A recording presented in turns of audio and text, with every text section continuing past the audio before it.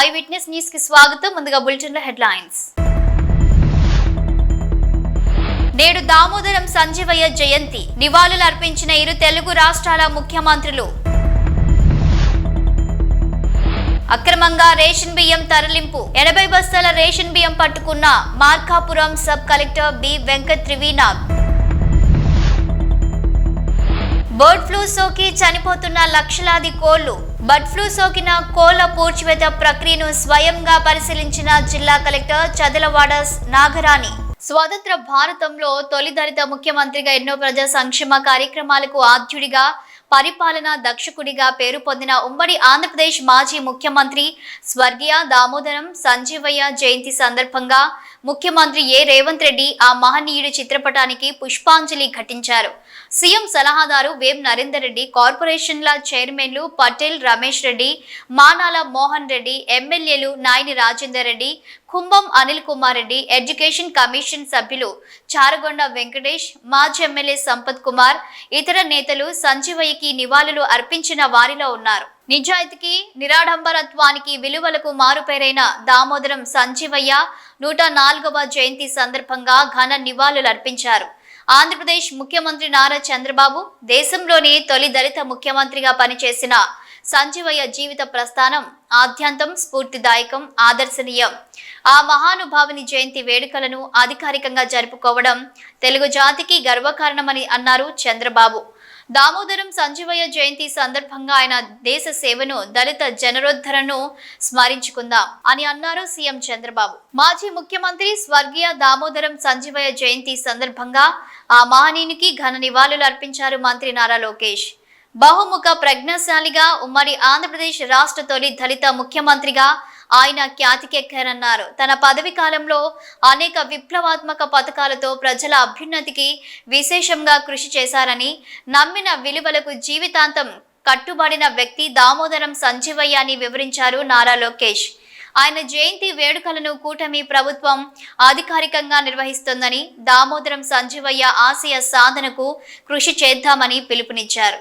ప్రకాశం జిల్లా ఖమ్మంలో ప్రభుత్వం పేదలకు ఇచ్చే రేషన్ పక్కదారి పట్టింది. బియ్యం అక్రమ రవాణా యథేచ్ఛగా సాగుతుంది. భారీగా రేషన్ బియ్యాన్ని బేస్తవారిపేటలోని ఒక రైస్ మిల్లుకు తరలిస్తున్నట్టు సమాచారంతో రావడంతో ఖమ్మంలోని ప్రధాన రహదారిలో గల ఒక ఇంటిలో నుండి సుమారు 80 బస్తాల రేషన్ బియ్యాన్ని ఒక ఐచల్ లారీలో ఎక్కించి తరలిస్తుండగా Markapuram sub collector B Venkat Trivinag ration బియ్యంతో ఆగి ఉన్న లారీ పట్టుకున్నారు. కలెక్టర్ తో పాటు ఖమ్మం తహసీల్దార్ వి కిరణ్, బేస్తవారిపేట తహసీల్దార్ జితేంద్ర, విఆర్ఈలు, పోలీసులు పాల్గొన్నారు. బర్డ్ ఫ్లూ సోకిన మరియు వ్యాధితో చనిపోయిన కోళ్లను పూడ్చివేత చేపట్టారు అధికారులు. తణుకు మండలం వేల్పూరులోని బర్డ్ ఫ్లూ సోకిన కోళ్ల పూడ్చివేత ప్రక్రియను జిల్లా కలెక్టర్ చదలవాడ నాగరాణి స్వయంగా పరిశీలించారు. పశు సంవర్ధక, వైద్య ఆరోగ్య శాఖ అధికారులతో కలిసి పీపీఈ కిట్ ధరించిన కలెక్టర్ నాగరాణి స్వయంగా కోళ్ల ఫారాల్లోకి వెళ్లి కోళ్ల పూడ్చివేత ప్రక్రియపై ఆరా తీశారు.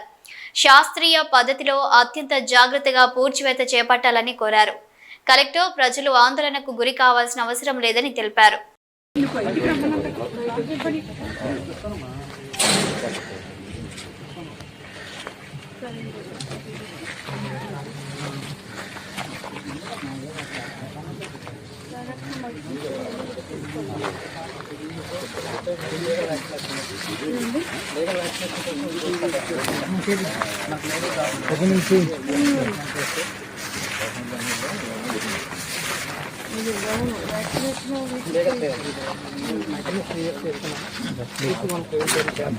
పల్నాడు జిల్లా ఒంటరిగా ఉన్న వృద్ధురాలిపై దాడి చేసి ₹1,00,000 నగదు అపహరించిన ఘటన సత్తెనపల్లి మండలం లక్కరాజు గార్లపాడులో చోటు చేసుకుంది. గ్రామానికి చెందిన 80 సంవత్సరాల నారాయణమ్మ కుటుంబ సభ్యులు పొలం పనులకు వెళ్లడంతో ఇంట్లో ఒంటరిగా ఉంది. దీన్ని పసిగట్టిన 2 గుర్తు తెలియని యువకులు ఇంట్లోకి ప్రవేశించి లోపల గడియపెట్టి వృద్ధురాలిని గోడకేసి బాది డబ్బులు ఇవ్వాల్సిందిగా బెదిరించి ₹1,00,000 నగదును తీసుకుని వృద్ధురాలిని నిర్బంధించి బయట నుంచి గడియపెట్టి పారిపోయారు. దాడి ఘటనలో వృద్ధురాలి తలకు గాయమవ్వగా కుటుంబ సభ్యులు ఇంటికి చేరుకోవడంతో ఈ ఘటన ఆలస్యంగా వెలుగులోకి వచ్చింది. బాధితురాలి ఫిర్యాదు మేరకు పోలీసులు కేసు నమోదు చేసుకుని దర్యాప్తు చేపట్టారు.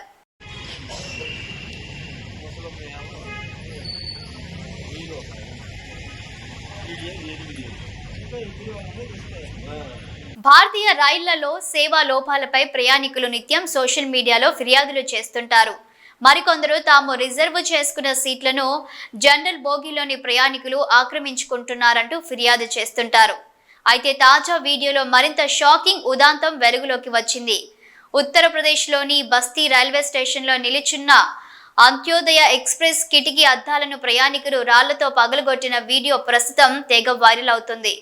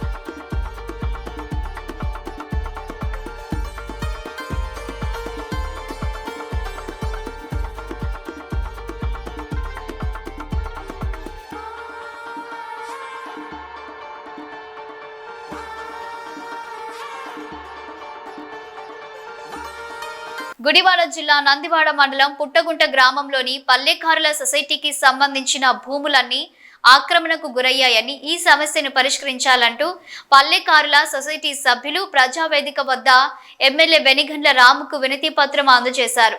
గ్రామంలో మంచినీటి సమస్య తీవ్రంగా ఉందని, నీళ్లు బయటకు వెళ్లే మార్గం లేకుండా డ్రైనేజీ వ్యవస్థను పూర్తి చేశారని తెలిపారు.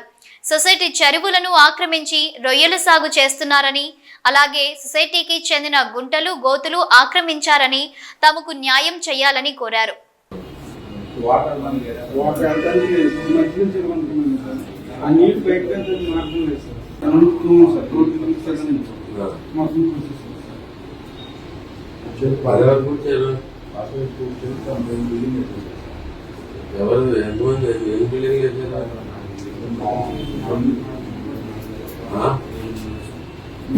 జనాలు వాళ్ళతో బాగుంది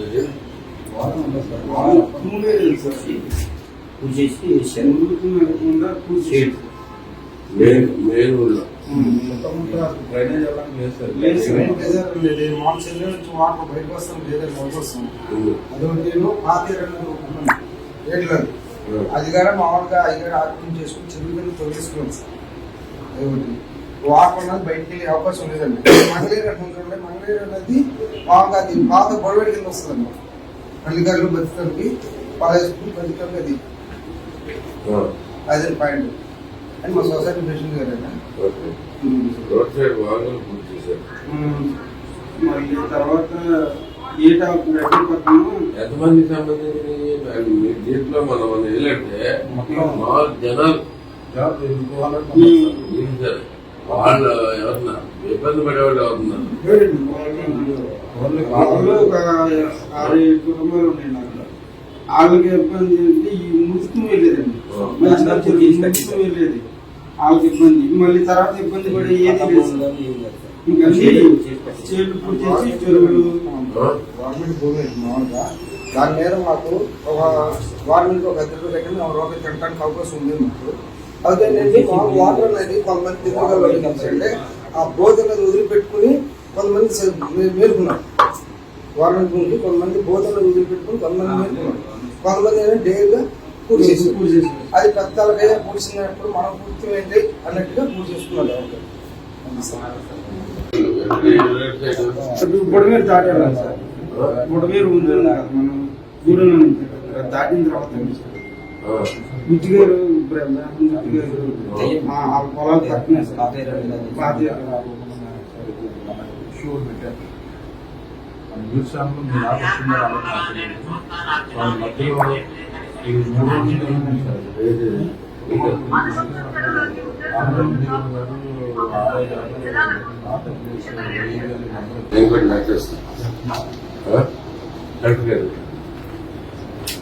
పెట్టండి దాన్ని ఫాలో అప్ చెప్పి స్టాంప్ సొసైటీలో స్టాంప్ వాళ్ళంతా చేసి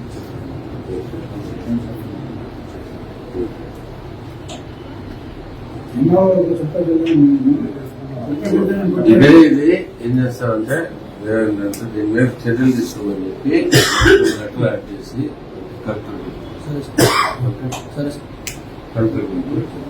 టిబేటియన్ బౌద్ధ మత కేంద్రంలో బండి సంజయ్ పర్యటన. కేంద్ర మంత్రికి సమస్యలను వివరించిన టిబేటియన్ శరణార్థులు. సానుకూలంగా స్పందించిన కేంద్ర మంత్రి దలీలామాతో బండి సంజయ్ భేటీ. కేంద్ర హోంశాఖ సహాయ మంత్రి బండి సంజయ్ కుమార్ 2 రోజుల పర్యటనలో భాగంగా కర్ణాటకలోని మైసూర్ జిల్లాలోని టిబేటియన్ శరణార్థుల పునరావాస కేంద్రమైన బైలాకుప్పెకు సందర్శించారు. 1950లో టిబెట్ ను చైనా ఆక్రమించిన సమయంలో వేలాది మంది టిబేటియన్ శరణార్థుల ఇండియాకు తరలివచ్చారు. టిబేటియన్ బౌద్ధ మత కేంద్రం ప్రస్తుతం బైలాకుప్పెలో ఉంది. ఈ ప్రాంతంలో 15,000 మందికి పైగా టిబేటియన్ శరణార్థులు నివసిస్తున్నారు. టిబేటియన్ బౌద్ధ సంప్రదాయాలకు అనుగుణంగా అనేక మఠాలు, మఠ పాఠశాలలు, దేవాలయాలను నిర్మించుకున్నారు. ఈ నేపథ్యంలో టిబేటియన్ శరణార్థుల స్థితిగతులు, సమస్యలను తెలుసుకునేందుకు బైలాకుప్పెకు విచ్చేసిన కేంద్ర మంత్రి బండి సంజయ్ కు బౌద్ధ మత గురువు 14వ దలైలామా ప్రతినిధి జుగ్మే జిగ్నే, మైసూర్ కాలనీల ప్రధాన ప్రతినిధి జూనియర్ జుగ్మే సుల్రాన్, జిల్లా మైనార్టీ అధికారి శిల్ప, స్థానిక అధికారులు ఘన స్వాగతం పలికారు. అనంతరం బైలాకుప్పెలోని FTCI గెస్ట్ హౌస్ నుండి స్థానిక గోల్డెన్ టెంపుల్ ను దర్శించారు. గోల్డెన్ టెంపుల్ విశేషాలను బౌద్ధ మత గురువుల ద్వారా అడిగి తెలుసుకున్నారు. అందులో భాగంగా పద్మ సంభవ, బుద్ధ, అమితాయుస్ల ఎత్తైన 40 అడుగుల భవ్య విగ్రహాలను దర్శించుకున్నారు. గోల్డెన్ టెంపుల్ తో పాటు పెనూర్ రింపూచే సమాధి, సరాలాచే philosophy university temple, organic research training centre, old age హోమ్లను సందర్శించారు స్థానిక అధికారులు. బౌద్ధ మత గురువులతో సమావేశమై వారు ఎదుర్కొంటున్న సమస్యలను అడిగి తెలుసుకున్నారు. 1950లో టిబెట్ నుండి ఇండియాకు వలస వచ్చిన వారిలో చాలా మందికి ఆధార్ కార్డులు లేవని, తమ ప్రాంతంలో ప్రత్యేకంగా ఆధార్ కేంద్రాన్ని ఏర్పాటు చేయాలని కోరారు. త్వరలోనే వాటి పరిష్కారానికి కృషి చేస్తానని హామీ ఇచ్చారు. బండి సంజయ్ 14వ బౌద్ధ మత గురువు దలైలామాతో భేటీ అయ్యారు.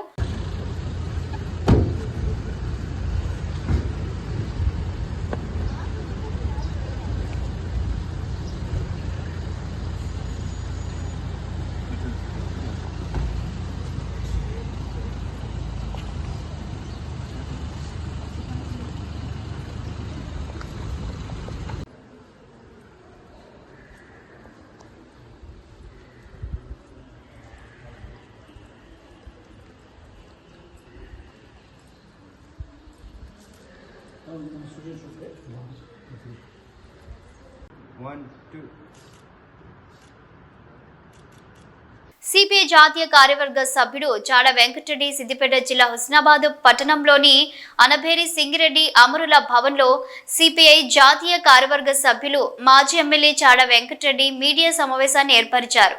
ఈ సమావేశంలో ఆయన మాట్లాడుతూ సుప్రీంకోర్టు ఫిరాయింపుల చట్టంపై, నేరపూరిత రాజకీయాలపై, ఉచిత పథకాలపై ఎన్నో సలహాలు, సూచనలు ఇచ్చినప్పటికీ కేంద్ర రాష్ట్ర ప్రభుత్వాలు ఏమాత్రం పట్టించుకోవడం లేదన్నారు. రాజకీయ నాయకులపై 5,000 రూపాయలకు పైగా కేసులు వివిధ రాష్ట్రాల్లో పెండింగ్లో ఉన్నాయని, సరియైన చర్యలు తీసుకోవడంలో విఫలమవుతుందన్నారు. దేశ ప్రధాని మోదీ తన సొంత చట్టాలతో పెద్ద పెద్ద సంస్థలకు కొమ్ము కాసేలా వ్యవహరిస్తున్నారని ఆరోపించారు. రైతు చట్టాలపై ధర్నాలు చేసినా పట్టించుకోవడం లేదన్నారు. గత బీఆర్ఎస్ ప్రభుత్వం ఎమ్మెల్యేల పార్టీ ఫిరాయింపులను ప్రోత్సహించిందని, నేటి కాంగ్రెస్ ప్రభుత్వం కూడా తక్కువేం కాలేదన్నారు. ఇలాంటి పరిస్థితుల్లో అసెంబ్లీ స్పీకర్ సరైన నిర్ణయం తీసుకోవాల్సిన ఆవశ్యకత ఎంతైనా ఉందని గుర్తు చేశారు. ఒక పార్టీలో గెలిచిన వారు పార్టీ ఫిరాయిస్తే పదవి కోల్పోయేలా చట్టాన్ని తేవాలని ఆయన డిమాండ్ చేశారు. బీసీ కులగణన తిరిగి చేయడం శుభ పరిణామమని స్వాగతిస్తున్నానన్నారు. ఈ మీడియా సమావేశంలో సిద్దిపేట జిల్లా కార్యదర్శి మంద పవన్, గడిపే మల్లేశం, జాగిరి సత్యనారాయణ, మేడల రమేష్, కొమ్ముల బాబు, ఐలైన సంజీవరెడ్డి, గూడ పద్మ, విజయ, ఎగ్గోజి సుదర్శనాచారి, మల్లారెడ్డి, భాస్కర్, గోపి తదితరులు పాల్గొన్నారు. ఇంకా కొంతమంది మిగిలిపోయారు అనేటువంటి ఒక చర్చ, విమర్శ కనపడుతున్నది. అందుకని ఏదేమైనా నిన్న మరి ముఖ్యమంత్రి గారు, మొత్తం ఉప ముఖ్యమంత్రి మంత్రివర్గము లేదా అందరు ఉద్యోగులు కలిసి దీన్ని మళ్ళీ ఏదైతుందో మళ్ళీ రెండవసారి మళ్ళీ రీసర్వే చేయడానికి ఈ 16 నుంచి 27 దాకా రీసర్వే చేయడానికి మళ్ళీ ఆదేశించారు. ఇది మంచి పరిణామంగా నేను భావిస్తున్నాను. ఎందుకంటే హర్షించదగ్గ పరిణామం. ప్రజలందరిలో చర్చ ఉన్నది. ఇది అది సర్వే పూర్తి కాలేదని బాగున్నది. ఈ సర్వే ఇంకా అవకాశం తప్పేదారు మళ్ళీ తెచ్చుకొని ఇప్పుడు మళ్ళీ పేరు నమోదు చేసుకుని అంటున్నాను. మంచిదే. అయితే మేము చెప్పేది ఏంటంటే ఈ రీసర్వే ద్వారా ఎవరైతే సర్వేలో లేరో, ఇప్పటికీ సర్వేలో పాల్గొనలేదో వాళ్ళందరూ కూడా పాల్గొనాలని, తర్వాత కులగణ జన లెక్కలన్నీ కరెక్ట్ రావాలని, బీసీలకు 40% ఏదైతే అన్నారో అది అమలు పరచాలని, ఇట్లాంటి అనేక అంశాల మీద కూడా రేపు తప్పనిసరిగా మా పార్టీ రాష్ట్ర కార్యవర్గ సమావేశాలు అయితే ఉన్నాయి. అందరూ కూడా చర్చిస్తాం, మాట్లాడతాం. ఉద్యోగాల్లో కానీ విద్యలో కానీ ఈ స్థానిక అనే రిజర్వేషన్ సమన్వయ పద్ధతుల్లో ఒక పగడ్బందీ సిస్టాన్ని ఏర్పాటు చేయాల్సిన అవసరం అని చెప్పి ఈ సందర్భంగా తెలియపరుస్తుంది. అందులో చూస్తే పార్టీ ఫిరాయింపుల చట్టం ఒకటి ఉంటే, లేనప్పుడు చరిత్ర కలిగిన వాళ్ళు మరొక.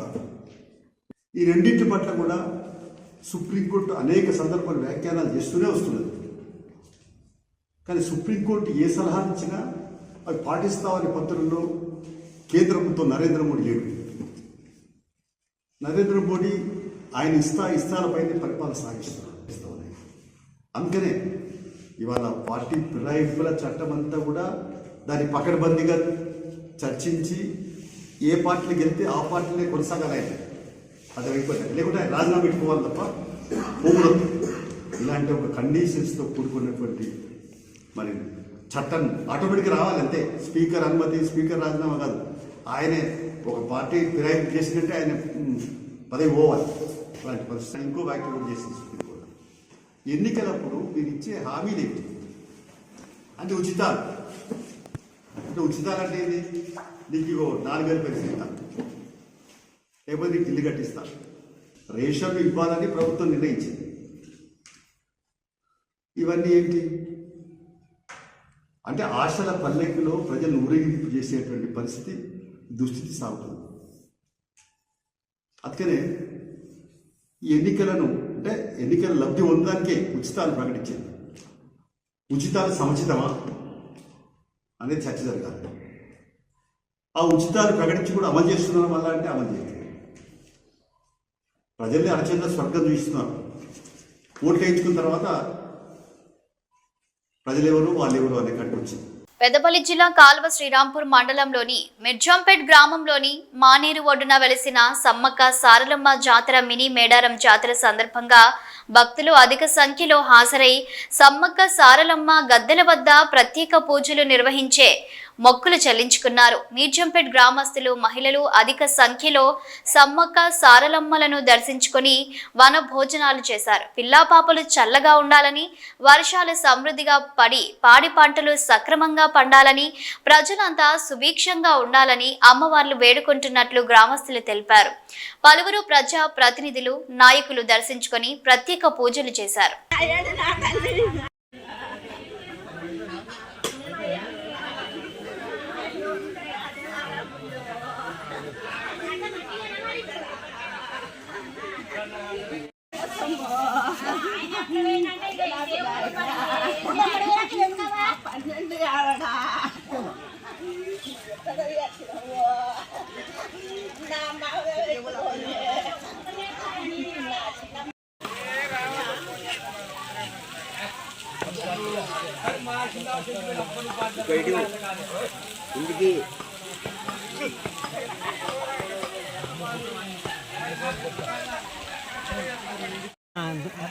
రెండు పెద్ద బాటల్లా రెండు పెద్ద బాటలు